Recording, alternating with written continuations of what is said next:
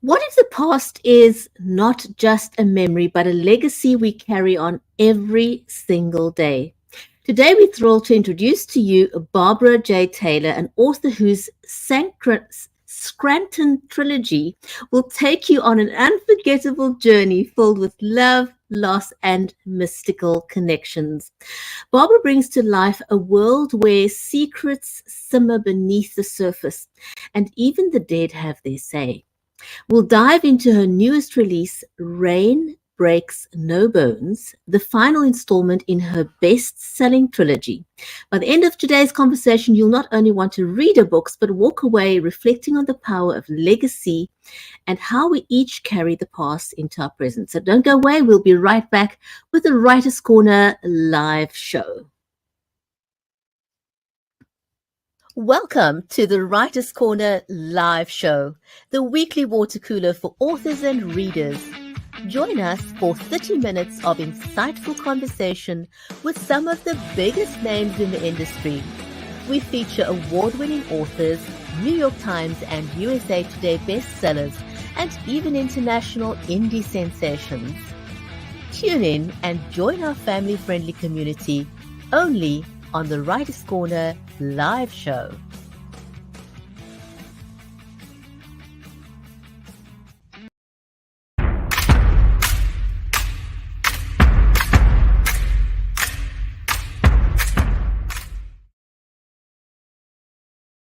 If you've just joined us, welcome to the Writer's Corner live show.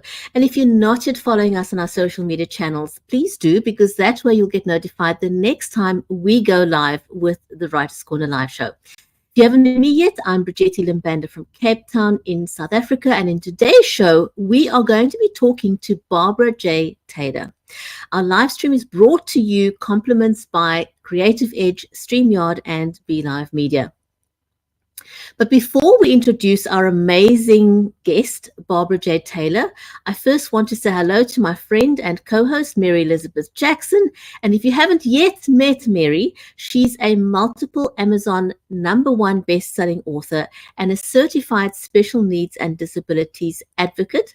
And she's dedicated her entire life to empowering underrepresented voices through writing and advocacy.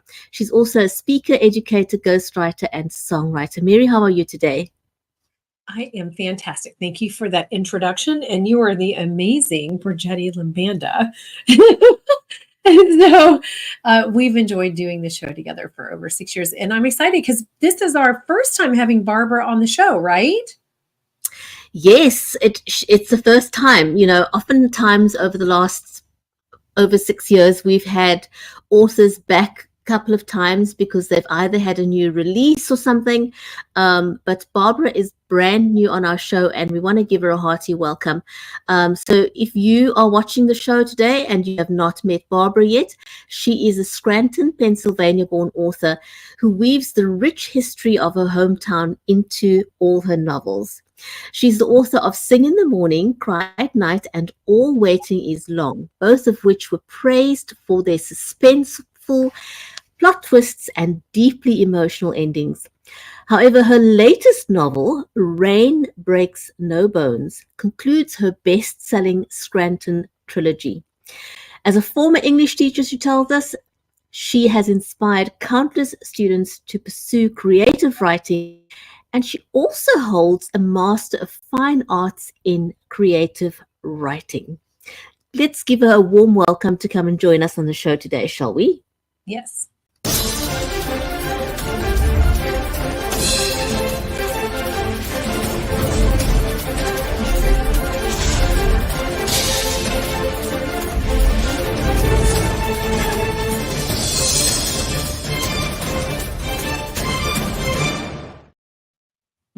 Hi, Barbara. Hello. That was Barbara. the best introduction ever. Thank you, ladies, so much. That was beautiful. You feel like a princess. I do. Okay, you got to do your little royal wave. My little wave, yes. Your little wave. I have to say, I love your title of the book. It's a beautiful title.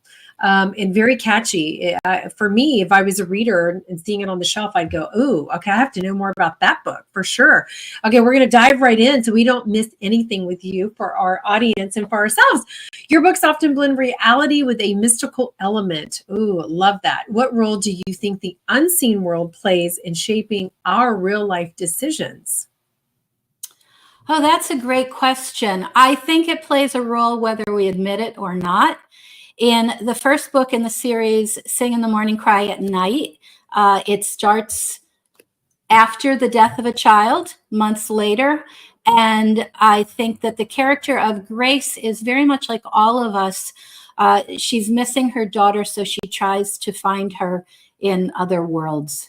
So I think that's grief in particular, I think is such a strong emotion. And then that trauma follows the family through the 3 books. But let me just say, I write them as standalones, so you can read them in any order. You can start with the new one and go back if you like it and read the others. Oh, that's good to know. That's great to know. Yeah, because sometimes, we don't always ask that question. Authors don't always tell us. So thank you for letting us know. No problem. Yeah, I think it's great that you put that in there, because oftentimes people don't know, do I have to read all 3 to follow, where I am? So as Mary said, thanks very much for answering that. Now, Family Secrets seems to drive the plot behind Rain Breaks No Bones. How do you think the untold truths of one generation affect the next?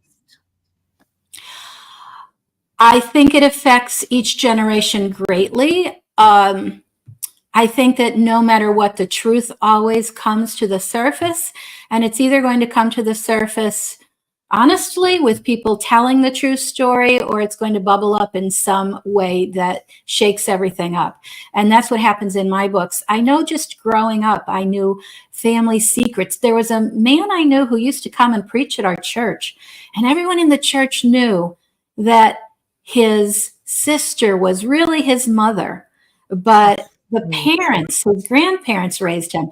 I don't know that he ever knew it. They never mentioned it in front of him. But as a little girl, I remember overhearing that and just the wheels in my brain going. And I know that those family secrets are kept, and, they can lead to all sorts of conflict, which is what writing is all about. If our lives were perfect, we wouldn't write stories. So that follows the characters from one book to the next. There's a secret birth in the second book. No one finds out, but by the third book, that secret finally comes to light. And you know what? It's funny. I've tried to explain that to my children, especially my youngest now. The way things come out in movies and books is people write it that way because it didn't work out that way in real life. So they work it out in a book and a story. So, you have to take everything with a little bit of grain of salt. You just have to understand that when you go and read and you watch films and stuff. All right. So what do you think Violet and Daisy's struggles say about women's roles in 1955 Scranton, and how much has changed today? Well, lots changed. So let me just say that, although we still have quite a ways to go. But what's interesting for me is I was writing this book, it was 1955. So the first book was 1913. The second one was the 30s. This one is the decline of coal mining in Scranton, the cusp of the civil rights movement, and there was a hurricane named Diane coming up the coast.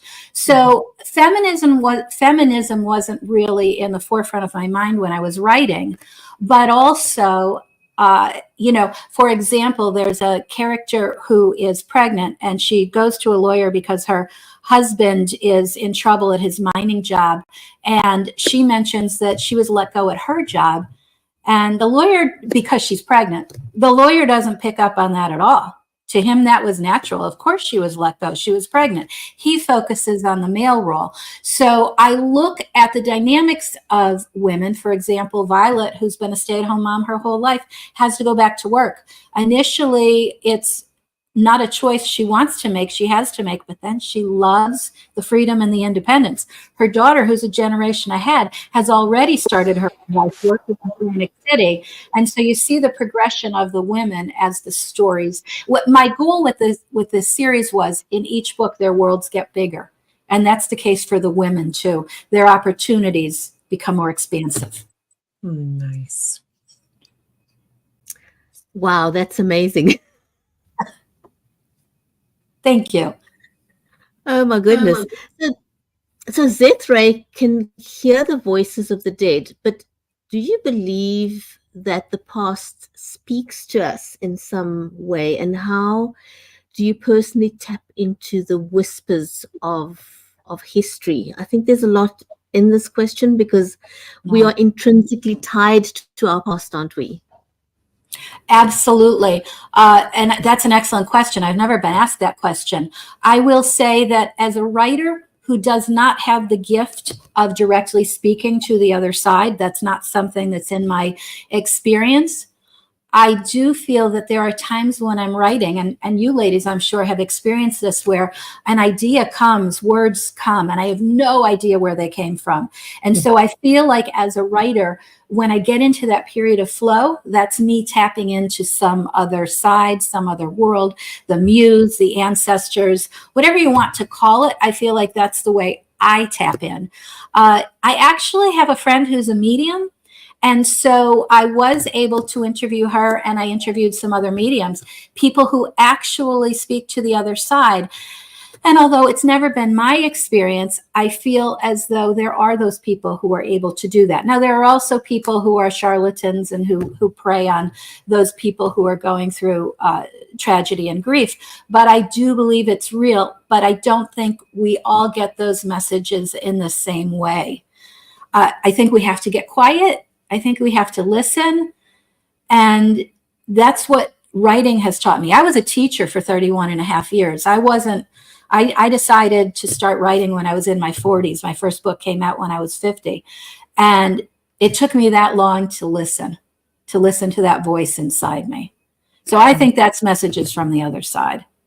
I agree with you. I didn't have my first book published until I was 48. So I get where you're coming from.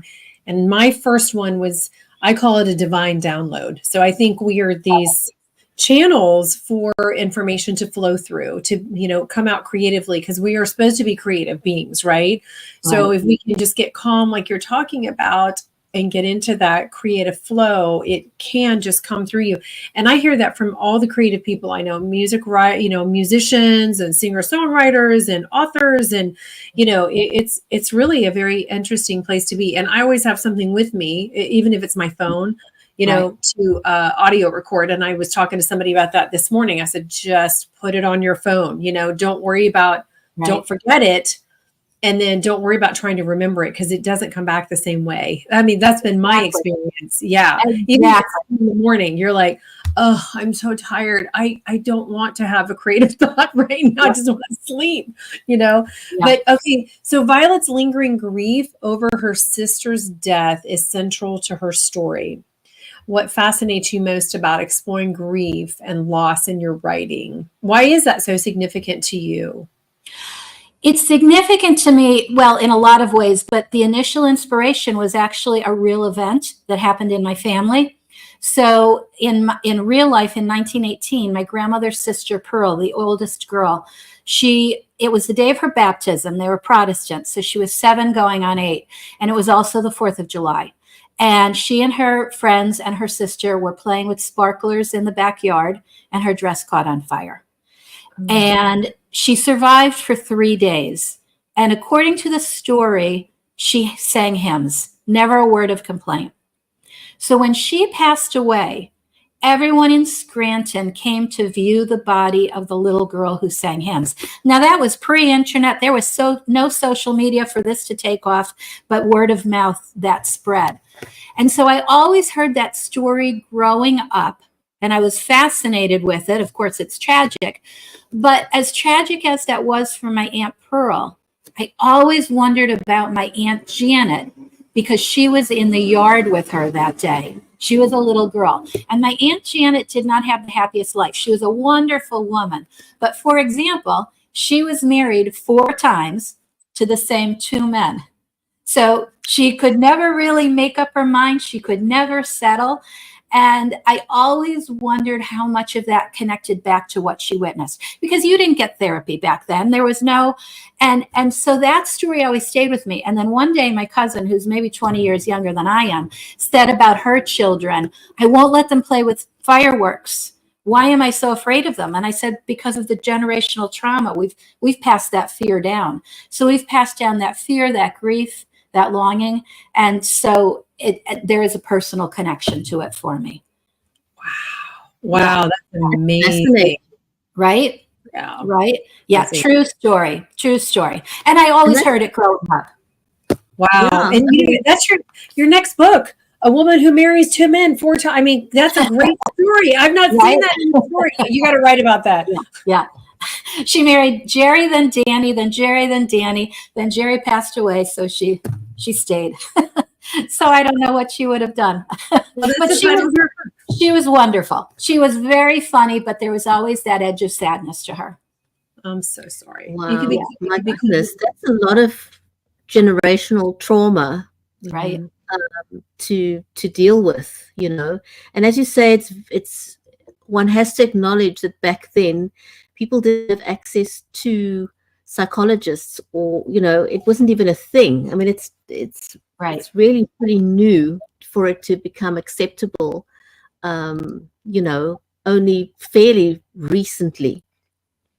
Exactly. Now, yeah. Now, the setting in Scranton is almost a character in itself in your trilogy.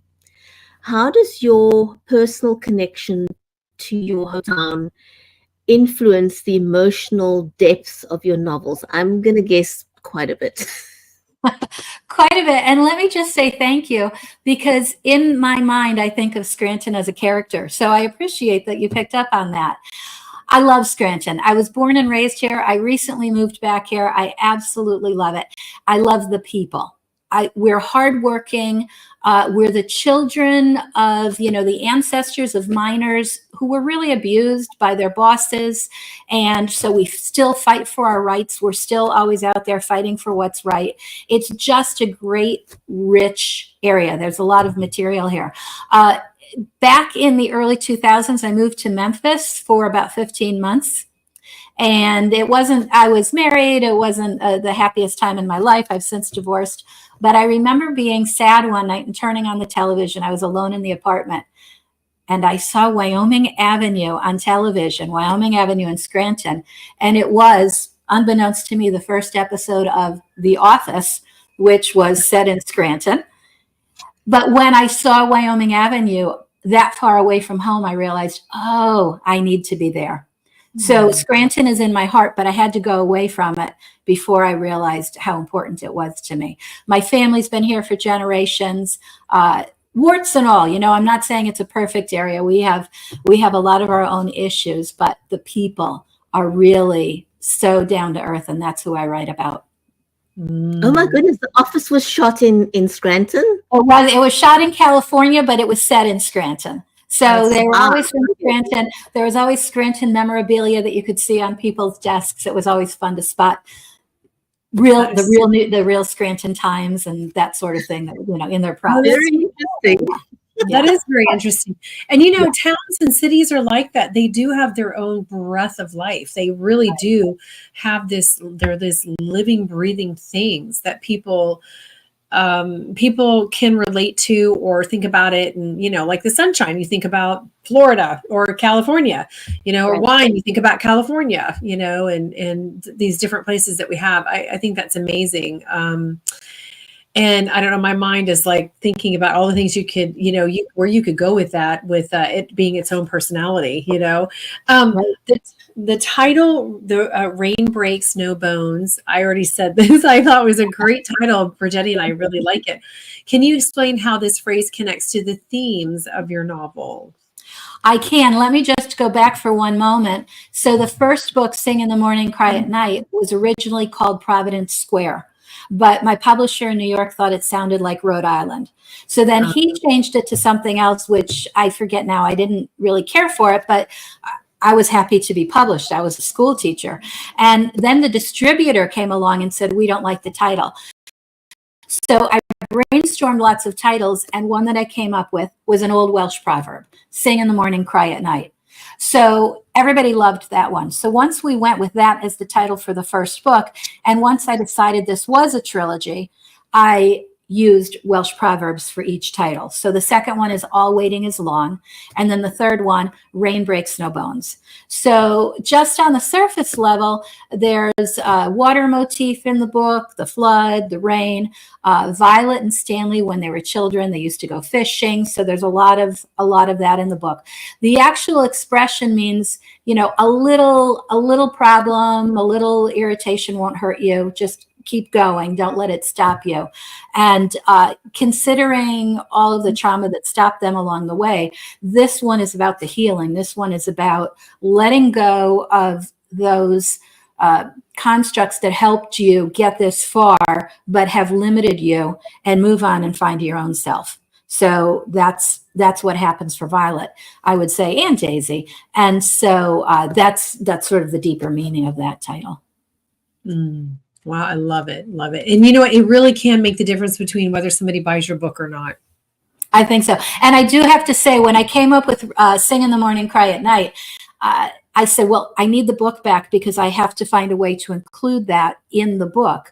And they said, no, it can just be suggested. And I said, no, I teach high school English. They want to know where the title comes from. So Right. I make sure that I always have a place in each book where the title is highlighted. So That's like a song. That's what you do in music. So yes. there you go. Oh There my you go. goodness. Yeah.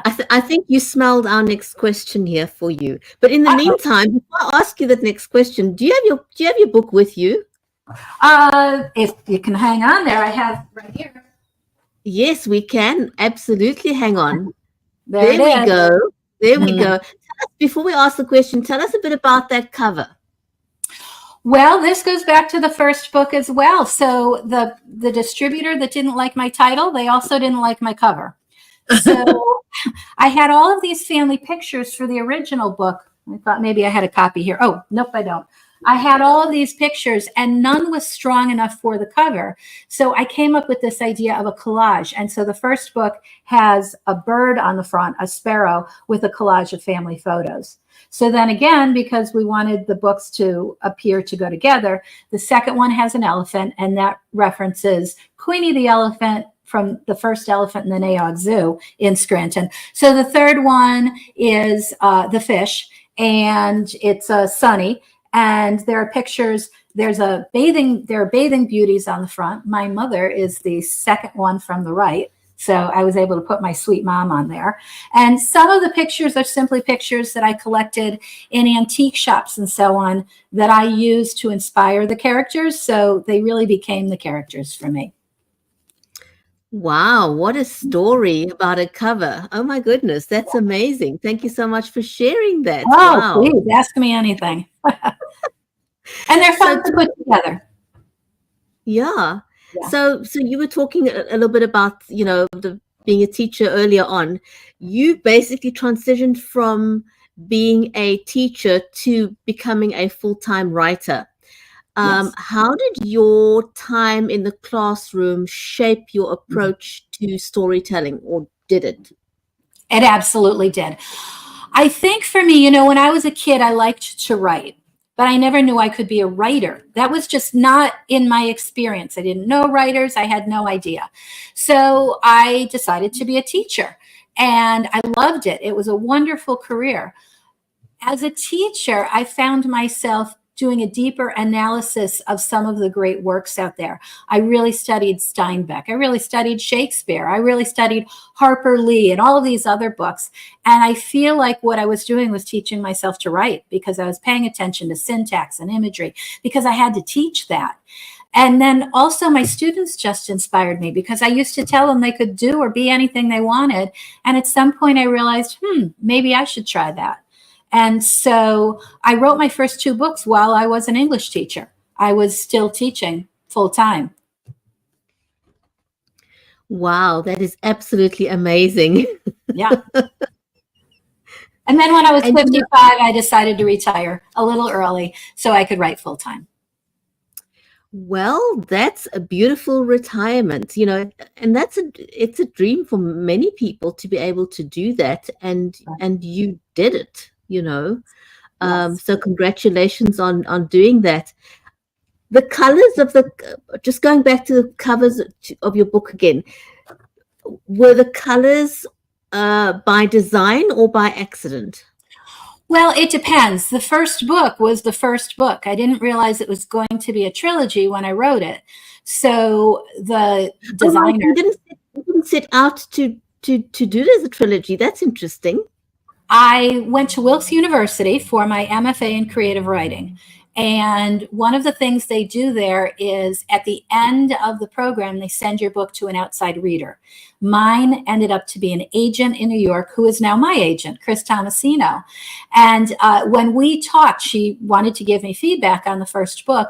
And she said, now, if a publisher buys your book, they're investing in you and they will probably want you to do 3 books in the same genre because they've invested in this audience, or a trilogy. So we talked it through and I thought about it and I decided these characters had more to say, but I don't like a traditional trilogy where the book ends on a cliffhanger. And I didn't want my characters to have a book that ended on a Monday and then they start up on a Tuesday. I wanted to give them room to breathe, room to grow. So I set all of the books 20 years apart. But I didn't know with the first one. So the designer came up with the color for the first one.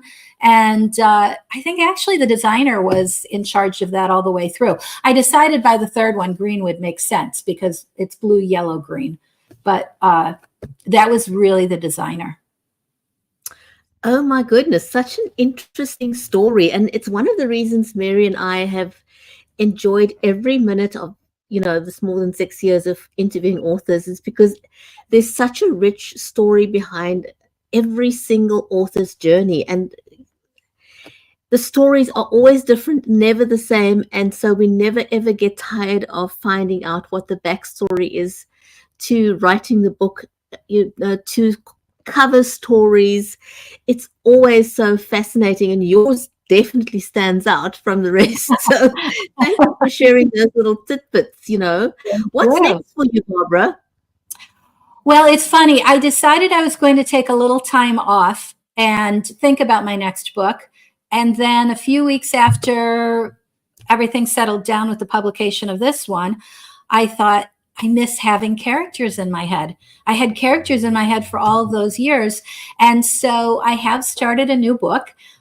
This one, it takes place in the 1970s, I believe, and it's set in Scranton. I can't get away from it. I don't know that I'll always write about Scranton, but there's still more to say. But it's separate from these books, completely different cast of characters, completely different kind of a book than the first 3. Well, I suppose as long as you've got things to share about Scranton, you'll continue to do so. And if not, why not? It's interesting, and stories the rest of the world wouldn't otherwise hear. I mean, I like the some of the history you shared about your, family trauma and how that got into the book was incredible. So thanks for weaving that into your story. Barbara, thank you so much for joining us. We really enjoyed our time with you, and the 30 minutes goes by so quickly, and we'd love to have you back again. So thank you so much for joining us and for sharing your book. Won't you hold your book up just one last time? And I want to just encourage our audience, if you haven't gotten a copy of the book yet, the book is available on Amazon and everywhere else where you can buy books. So please go and grab a copy of Barbara's book. And we want to say thank you to you for joining us on the Writers' Corner live show. It's been an absolute pleasure having you with us. And we hope that you, as the audience, found this conversation with Barbara as interesting and insightful as we did. So what I want to ask you then is, please join us next week again. Keep reading, stay inspired, and remember, every great story begins with a dream. We'll see you next week back on the Writers' Corner live show. Thank you. Thank you for joining us on the Writer's Corner live show. 30 minutes of insightful author conversations with some of the biggest names in the industry, including award-winning authors and international indie sensations. Join us on the next episode of the Writer's Corner live show.